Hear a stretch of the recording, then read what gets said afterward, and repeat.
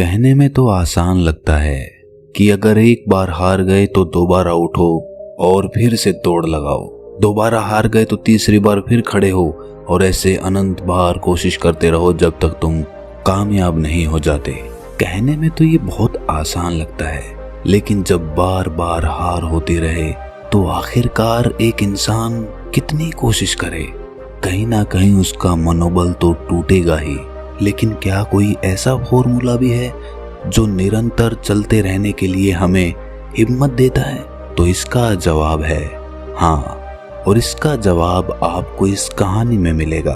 कहानी के अंत में आप देखेंगे कि कहां से एक इंसान को निरंतर प्रयास करते रहने के लिए हिम्मत मिलती है। जिस तरह मैं भगवान बुद्ध की कहानियों से आप सबको मोटिवेट करता हूँ, वैसे ही आपका सिर्फ एक सब्सक्राइब करना मुझे मोटिवेट करता है। लेने और देने का ये सिलसिला चलता रहे, इसलिए इस चैनल को अभी सब्सक्राइब जरूर कर ले। तो चलिए कहानी शुरू करते हैं। भगवान बुद्ध के हजारों शिष्य थे।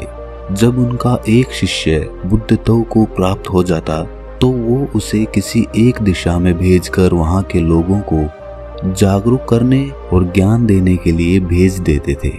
बुद्ध का एक शिष्य बुद्ध के सानिध्य में 6 सालों से था। वो एक दिन महात्मा बुद्ध के पास आया और बुद्ध से कहा कि हे बुद्ध, मुझे आपके पास 6 साल हो गए हैं। मेरे बाद कितने शिष्य आए, उन्हें आपने इस बीच किसी एक दिशा में ज्ञान देने के लिए भेज दिया, लेकिन मुझे अभी तक नहीं भेजा। क्या मुझे अभी तक बुद्धत्व प्राप्त नहीं हुआ है? बुद्ध मुस्कुराए और बोले, ये तो तुम्हें खुद समझना होगा कि तुम्हें बुद्धत्व प्राप्त हुआ है या नहीं। शिष्य बोला, हे बुद्ध, आपने मुझे इन 6 सालों में जो भी उपदेश दिया है, मुझे वो सब याद है। आपकी बताई एक एक बात मुझे याद है। आप मुझसे कुछ भी पूछ सकते हैं, मैं आपको हर उत्तर देने के लिए सक्षम हूँ।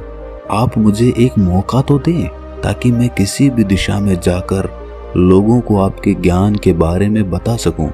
बुद्ध ने कहा, ज्ञान की बातों को याद रखने से कुछ नहीं होता जब तक आप उसे अपने आचरण में ना लेकर आओ।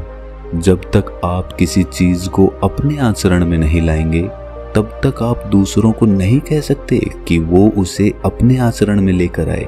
शिष्य ने कहा, जो भी हो, कृपा कर मुझे एक मौका तो दें। आप मुझ पर भरोसा रखें, मैं सभी को अपने ज्ञान से प्रभावित कर सकता हूँ। मैं लोगों को ऐसी बातें बता सकता हूँ जिससे उनके जीवन में शांति आएगी और वो शांतिपूर्वक अपना जीवन जी सकेंगे। बुद्ध ने कहा, अभी तुम तैयार नहीं हुए हो। जब तुम तैयार हो जाओगे, मैं तुम्हें खुद सही मार्ग पर जाने के लिए कहूँगा। शिष्य ने कहा, क्यों बुद्ध, आपने मुझे इन 6 सालों में इतना भी ज्ञान नहीं दिया जिससे मैं लोगों को प्रभावित कर सकूं? आखिरकार बुद्ध ने हार कर कहा, ठीक है, तुम पूर्व दिशा की तरफ चले जाओ। वहां तुम्हें एक गांव मिलेगा, उससे तुम भिक्षा मांग कर लाओ और वहां के लोगों को अपने ज्ञान के बारे में बताओ। कल सुबह तुम वहां अकेले जाना और शाम को आकर मुझे बताना कि तुमने कैसे वहां के लोगों की मदद की। वो शिष्य ये सुनकर बहुत खुश हो गया और बुद्ध का आशीर्वाद लेकर वहां के लिए चल दिया। वो रात भर ज्ञान समेटता रहा। वो मन ही मन सोच रहा था कि मैं कल वहां पर ऐसी ज्ञान की छाप छोड़ूंगा कि वहां के लोगों के साथ बुद्ध भी मुझसे प्रभावित हो जाएंगे। सुबह उठकर वो बुद्ध को प्रणाम करने गया। उन्हें प्रणाम कर वो पूर्व दिशा की तरफ निकल गया। शाम को जब वो वापस आया तो बुद्ध ने देखा कि उस शिष्य के माथे पर चोट लगी है और खून बह रहा है। बुद्ध ने उसे पट्टी की और पूछा कि तुम्हें ये चोट कैसे लगी? शिष्य ने कहा कि बुद्ध, वहाँ के लोग बेहद ही दुष्ट हैं, उन्हें जरा भी बुद्धि नहीं है। मैं उस गांव में भिक्षा लेने के लिए गया पर किसी ने मुझे भिक्षा नहीं दी, सब मुझे गालियां दे रहे थे। एक व्यक्ति ने मुझे भिक्षा तो दी, लेकिन नीचे फेंक कर और कहा, इसे उठा लो। मैंने उन्हें काफी समझाया, लेकिन वो मेरी बात सुनने को तैयार ही नहीं थे। उल्टा उन्होंने मेरे साथ हाथापाई कर दी, जिससे मुझे ये चोट लग गई। हे बुद्ध, आप मुझे दूसरी जगह भेजें जहाँ के लोगों में बुद्धि हो। बुद्ध शिष्य की बात सुनकर मुस्कुराए और बोले कि अगर तुम्हें दूसरे गांव में भी ऐसे लोग मिल गए तब तुम क्या करोगे? शिष्य ने कहा, हे बुद्ध, ऐसे लोगों को कोई ज्ञान नहीं दे सकता। वो लोग अज्ञानी हैं, उन्हें कौन समझाएगा? बुद्ध ने कहा, वो लोग अज्ञानी नहीं बल्कि ज्ञानी ही हैं। उनके पास बहुत बुद्धि है और उनके पास खुद का अपना ज्ञान है। अगर तुम किसी दूसरे के ज्ञान को चोट पहुंचाओगे तो वो कुछ तो कहेंगे ही। तुम्हें ऐसे लोग हर जगह मिलेंगे, तब तुम अपना ज्ञान उन्हें कैसे दोगे? बुद्ध ने शिष्य को कहा कि आज तुम आराम करो, कल शाम को मेरे पास आना। शिष्य बुद्ध को प्रणाम करके चला गया। अगली शाम जब वो वापस बुद्ध के पास आया तब वहाँ एक और बुद्ध के शिष्य मौजूद थे। उनके हाथ में चोट लगी हुई थी। बुद्ध ने उस शिष्य के हाथ पर चोट देखकर उस पर पट्टी की और उस शिष्य से पूछा कि तुम्हें ये चोट कैसे लगी? शिष्य ने कहा, बुद्ध, आपने पूर्व के गांव में मुझे जाने के लिए कहा था, वहीं पर मुझे ये चोट लगी। बुद्ध ने कहा, वहां तुम्हारे साथ क्या हुआ था? शिष्य ने कहा, हे बुद्ध, वहां पर मैंने सबसे भिक्षा मांगी लेकिन किसी ने मुझे भिक्षा नहीं दी। एक व्यक्ति ने मुझे भिक्षा दी लेकिन उसने भी जमीन पर फेंक कर कहा कि इसे उठा लो। मैंने चुपचाप उसे अपने पात्र में रख लिया और उसे कल्याण का आशीर्वाद दिया। तब उस आदमी ने मुझसे कहा कि आप बड़े ही अजीब आदमी हैं, मैं आपका अपमान कर रहा हूँ और आप मुझे आशीर्वाद दे रहे हैं। मैंने उनसे कहा कि आप दानी हैं, आपने मुझे दान दिया है, इसीलिए मैं आपको आशीर्वाद दे रहा हूँ।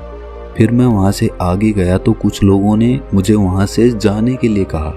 उन्होंने मुझे अपशब्द कहे और मुझ पर पत्थर फेंके, जिससे मुझे चोट लग गई। जब मैं वापस आ रहा था तब मैंने एक माँ को रोते हुए देखा। वो अपने बीमार बच्चे को लेकर चिंतित थी। मैं तुरंत जंगल से उसके लिए कुछ जड़ी बूटी ले आया, लेकिन वहाँ के लोग मुझे उसे जड़ी बूटी नहीं देने दे रहे थे। फिर मैंने उनसे विनती की कि वो मुझे उस बच्चे का इलाज करने दे। उसके बाद वो जैसा कहेंगे मैं ठीक वैसा ही करूँगा। फिर जिस व्यक्ति ने मुझे भिक्षा दी थी उसने गांव वालों को समझाया, तब उन्होंने मुझे उस बच्चे को जड़ी बूटी लगाने दी। उसके बाद वो बच्चा ठीक हो गया। फिर गांव वालों ने मुझसे उनके किए गए अभद्र व्यवहार के लिए क्षमा मांगी और मुझे धन्यवाद दिया। फिर मैं वहां से वापस आ गया। हे बुद्ध, मेरी आपसे एक विनती है। उस गांव के लोग बहुत भोले और सीधे साधे हैं। क्या मैं रोज उसी गांव में जाकर भिक्षा मांग सकता हूँ? ये सभी बात वो पहला शिष्य भी सुन रहा था। उसने ये सुनते ही बुद्ध के चरणों में गिरकर कहा, हे बुद्ध, मैं समझ गया हूँ कि अभी मैं उस लायक नहीं हुआ हूँ कि दूसरों को ज्ञान दे सकूं। बुद्ध ने कहा, हमें बाहर वैसे ही लोग दिखाई देते हैं जैसे हम भीतर से होते हैं।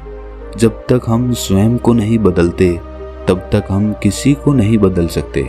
खुद में परिवर्तन बेहद जरूरी है। कोई भी बात बताने से पहले उसे आचरण में लाना बहुत जरूरी है, क्योंकि खुद के आचरण में लाई हुई चीज को समझाना और बताना बहुत आसान होता है और उसे लोग बेहद आसानी से समझ पाते हैं। तो दोस्तों, आप सोच रहे होंगे कि इसमें निरंतर प्रयास करने का कौन सा मंत्र है, तो यहीं पर हमारी समझ काम आती है। इस कहानी में दो पात्र थे। दोनों पात्र वहां से चोट खाकर आए। एक पात्र उनको गालियां निकालने लगा, लेकिन दूसरा पात्र फिर से वहीं जाने के लिए कहने लगा। ऐसे ही जब हमारे जीवन में कोई कठिनाई आती है या फिर हमारा प्रयास विफल हो जाता है, तो या तो हम उससे मुंह मोड़ लेते हैं या उस काम को कभी करने की कोशिश ही नहीं करते हैं। लेकिन दूसरी तरह का पात्र उसी काम को करने का नजरिया बदल देता है। वो उसी नाकामयाबी में कुछ ना कुछ मोटिवेशन ढूंढ लेता है। जैसे एक नवजात बच्चा होता है, उसे शुरुआत में चलना नहीं आता है, वो बार बार चलता है, फिर गिर जाता है, वो फिर उठता है, फिर चलता है। उसके लिए वो गिरने का और चलने का एक खेल बन जाता है। उसके लिए वो मनोरंजन बन जाता है। उसको वो कोशिश नहीं लगती, उसको वो खेल लगने लगता है, क्योंकि उसके पास कोई दूसरी चीज करने को होती ही नहीं है। और हमारे पास करने को बहुत सारी चीजें होती हैं, इसीलिए हम जब एक चीज में असफल होते हैं तो हम दूसरी चीज की तरफ भागने लगते हैं। लेकिन अगर हम 100 जगह मिट्टी खोदने की बजाय एक ही जगह पर मिट्टी खोदते रहें तो एक दिन वो कुआं बन जाएगा और उसमें से पानी भी निकल आएगा। इस बात को अपनी गांठ बांध लो कि हर नाकामयाबी आपके लिए एक नया मनोरंजन लेकर आए, और अगली बार उसी काम को करने के लिए आप एक नया नजरिया लेकर आए। एक नए नजरिए से उस काम को देखने की कोशिश करें और फिर देखें कामयाबी आपके कदम चूमेगी। अगर ये कहानी आपको अच्छी लगी तो इसे अपने दोस्तों, रिश्तेदारों और मित्रों के साथ साझा जरूर करें, और ऐसी ही कहानी सुनते रहने के लिए हमारे चैनल को सब्सक्राइब जरूर कर लें और नोटिफिकेशन बेल को ऑन कर दें। तो मिलते हैं अगली किसी कहानी में, तब तक के लिए अपना ख्याल रखें।